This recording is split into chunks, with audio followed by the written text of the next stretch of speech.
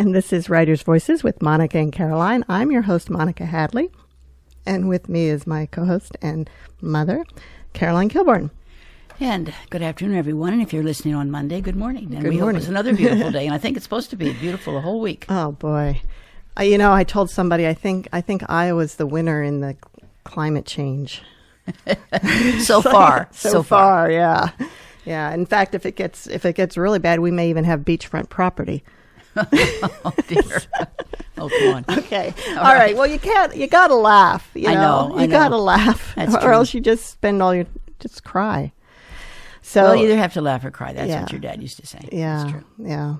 So, who do we have today on Writer's Voices? Well, today we have Nancy Swisher, and she holds an MFA in Creative Nonfiction from Vermont College of Fine Arts.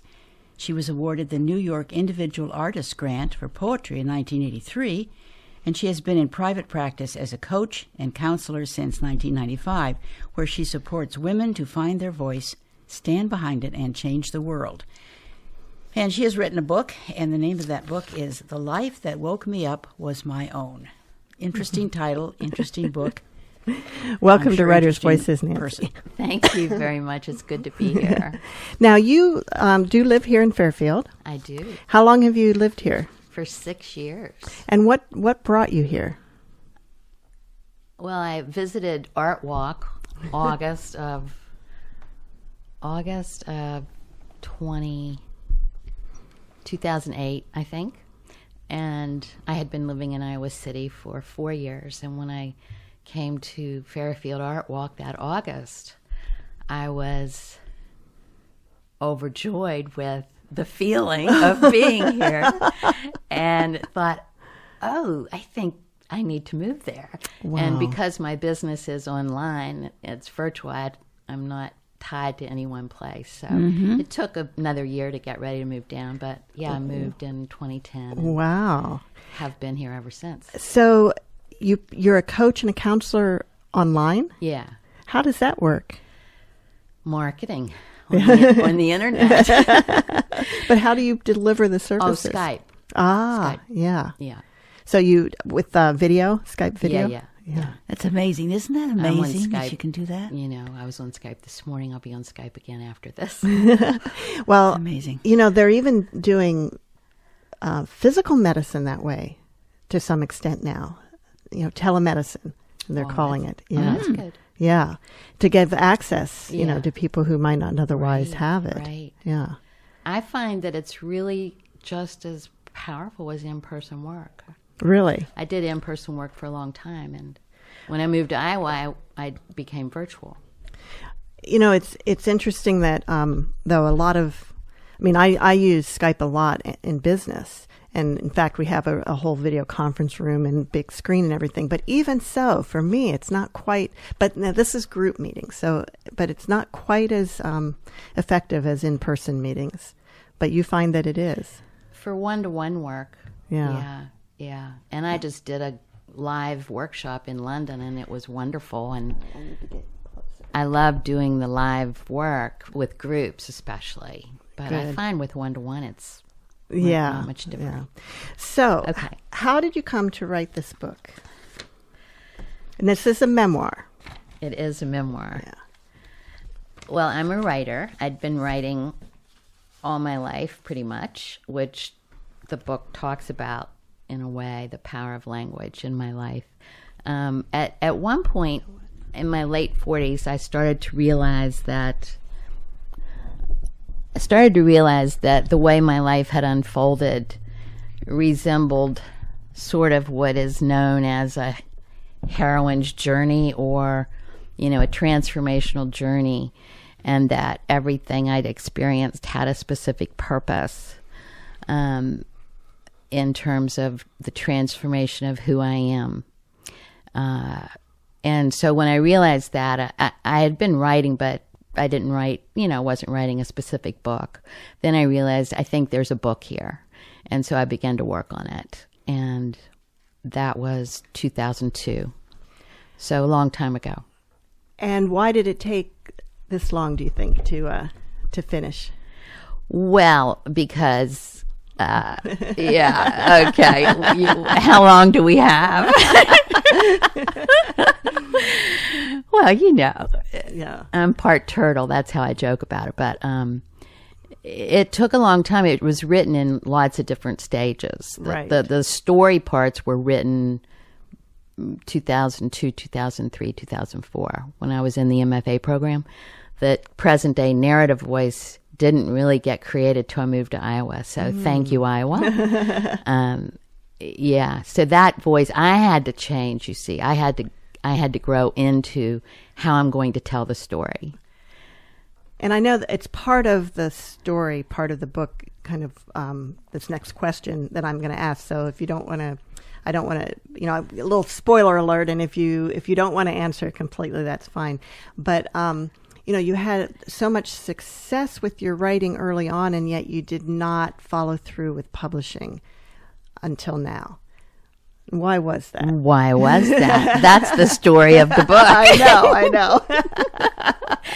So when I was quite young, 6th grade, I had success, quote, success in the external world, won an essay contest. I also had trauma associated with that success. Mm-hmm.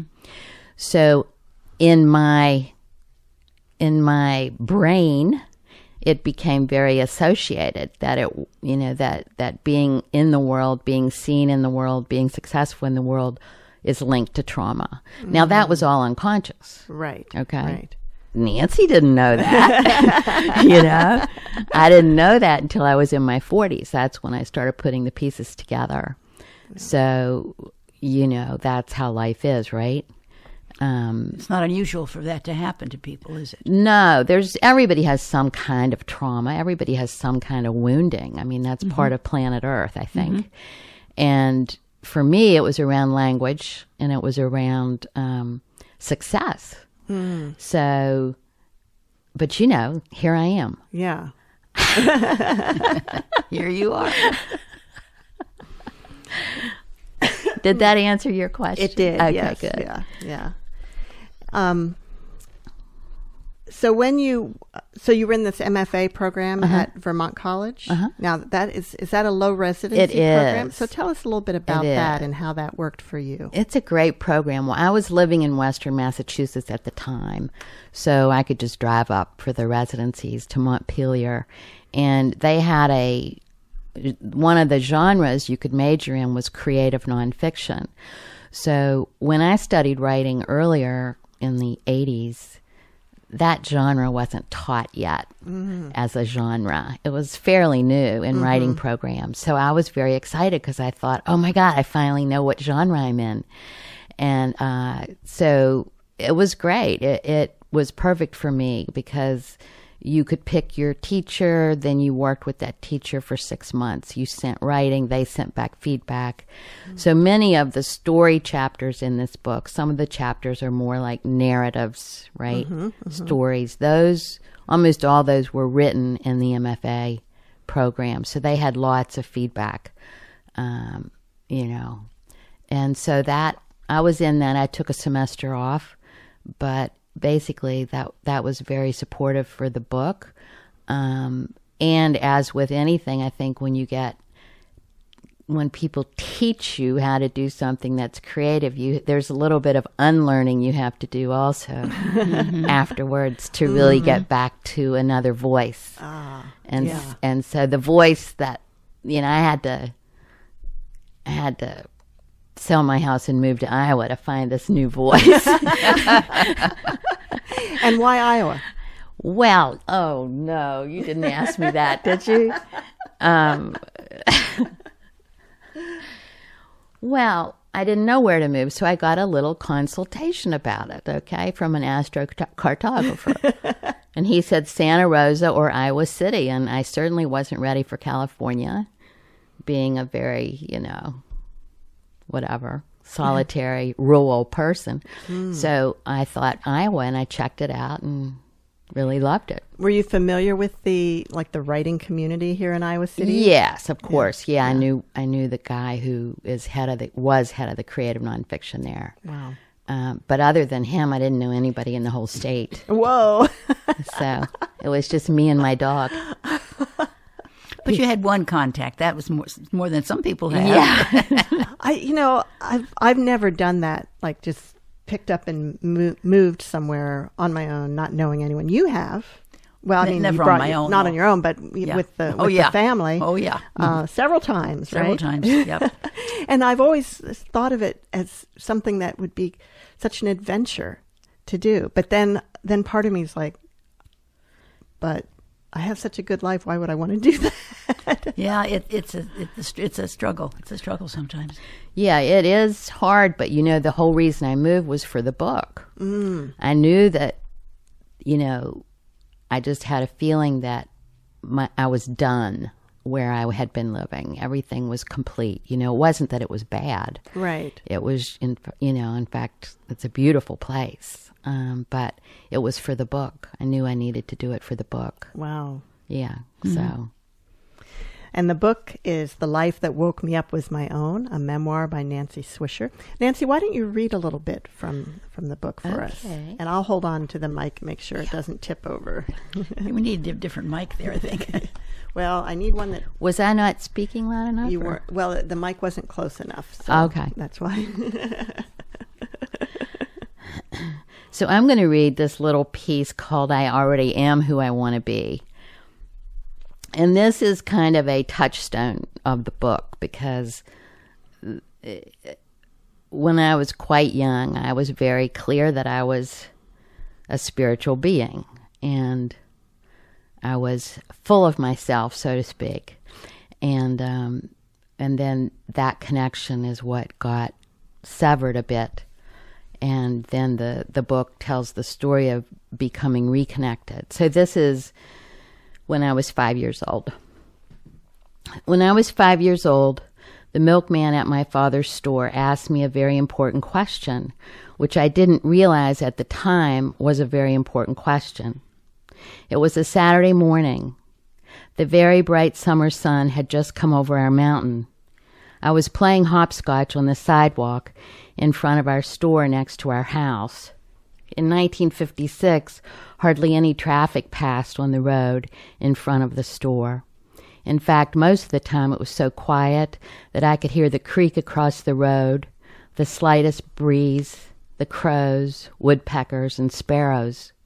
I loved this kind of silence. The milkman drove to our small grocery store in New Creek, West Virginia from Cumberland, Maryland. We were just 5 miles from the state border. He was the tallest of all the delivery men. On this morning, as usual, he stacked the milk cartons onto the dolly to wheel them inside. But just before he opened the door of the store, he paused, looked down at me, and asked, "What do you want to be when you grow up?" I raised my hand to shade my eyes as I peered up at the tall man. Without an ounce of hesitation, I said, "I already am who I want to be." Good answer. I don't remember what happened next. I could speculate, which I will do. The milkman may have told my father what I said. I may have gone into the store for a popsicle and overheard them laughing. But what I do know is that the milkman ignored my answer. There was just one question, one answer, and no follow-up, which of course is just the way it was. However, because there was no follow-up, I noticed something quite new beginning to occur. A little void took root, a little cave, where my words inhaled, withdrew, and learned to love the darkness more than the light. When I said I already am who I want to be, I had spoken what I would call much later in my life, my soul words, words that come straight from my heart, where our deepest truth lives. I knew I was spirit. I knew I was a being of consciousness, but I needed someone else to know this with me. When there was no follow-up, given I was only 5, my human self quickly made a decision. Was I wrong for saying what I said? Is that why the milkman said nothing?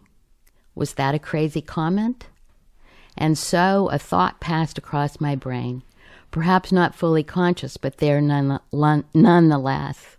As time passed, as more and more of my soul words garnered no response, The thought about being crazy repeated itself.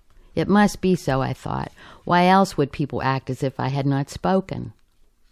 My past began to take root with this false self-concept. I say false because I was not crazy or wrong. Yet in that void of silence, my human self began to doubt. Nancy Swisher reading from The Life That Woke Me Up Was My Own. Nancy, when you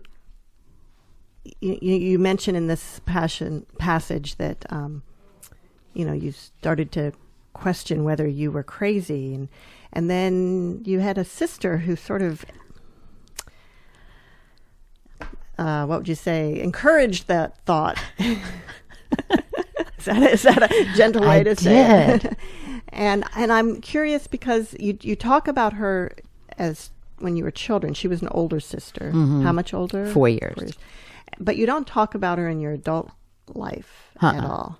Did you retain a relationship with the sister? Were you able to heal that relationship at some point? We're just very different.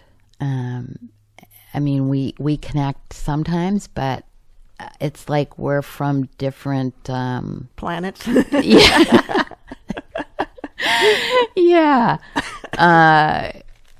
So no. I mean, my life has been about, inquiry and healing and transformation and all that stuff, right? Mm-hmm. Like I'm sure a lot of people listening, their lives are too. And, she just walked a much different path. So no, but she has read the book and she liked it. Really? So, I was curious about that too. And that was a big deal. Were you were nervous about her reading it?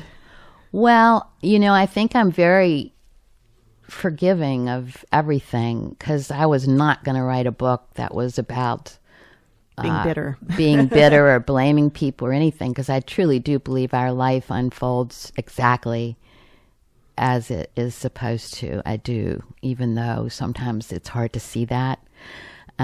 So, my stance has always been to Hafiz, the Sufi poet, has a statement: the place you are right now, God circled on a map for you. Mm. And that's in the book somewhere. And that's what I believe. So, yeah, I had to get to that place to get the narrative voice, though. I didn't want to write from a stance of blame, that we don't need more blame in the world. Now, in part of the book, too, has to deal with a kind of a recovered memory. Uh-huh. And had you fully recovered that by the time you started writing? Oh, yeah. Oh, yeah. 10 years before. Okay. And I studied traumatic memory for 5 years. And actually, when I first began my counseling practice, I worked with people who had some history of, many of them did, of trauma. It's not my specialty now. You can only do that for so long. But and what's interesting about that is many times we also forget the really amazing memories. People forget, like, the passage I just read about being really connected to my essence, my spiritual self. Sometimes people forget that. And most people have that kind of experience as children. Mm-hmm. Did you, like this particular incident, was that something that you always remembered? No. So that was recovered too. Well, in a way. I mean, I remembered that as I started writing. Because writing is an incredible way to bring back memories. Right? Oh my. Yeah. You've experienced that, haven't you? Oh yes. Yeah. Oh yes, absolutely. Yeah. I started writing group at church. And, you hear somebody else's experience, things, oh, yeah, something like that happened to me when I was a kid, and then there you go. Yeah. So, Nancy, tell us a little bit about, we have plenty, we have 10 minutes. So, okay. Yeah, so we've got plenty of time. A little bit about the writing process for you. You said, a good part of this book was written while you were in an MFA program, so that probably gave some structure to the process. Yeah, it did. Well, it gave structure to, it did, yeah. And was that something that helped you, do you think, having that structure? Well, yes, it did. Because I had never studied writing really in a university level, or, this kind of writing. Right. But I knew I was a writer. I didn't need that to really, I'd already won the New York grant and published some stuff, small pieces. But when I write, I really write from the voice. I listen really deeply, and sometimes I just start writing and the voice will come, and sometimes the voice isn't there at all. So I get really angry. No, I'm just kidding. Frustrated? And right now I'm kind of between voices because this is over. This book is done. It's been done for a while. Yeah. And when I was traveling recently, I just, I know there's another voice. And I've been writing a little bit, but it's just not, So my process is really about, it's probably just extremely right-brained, but that's how I write. I listen, and then I just get it on the page, and I write on the computer. And you've used journaling a lot too, as a journaling a tool, or journaling is a whole is different. That for me, that's just a way to kind of navigate my daily life, and So you don't think of that as part of your literary pursuits? No. Well, you're capturing your thoughts, so you can remember them. Our brain can't remember everything. Well, but when I journal, it's mostly like, if I journal right now, I'm just focused on my business a lot. But I will do dialoguing with God in my journal. I do that a lot, or whatever God is for you. I don't mind the word God, and I do that, or I might, just write little snippets of things. But when I'm starting something new, like another book or something, there is a voice that will come that I know that's the voice of the book.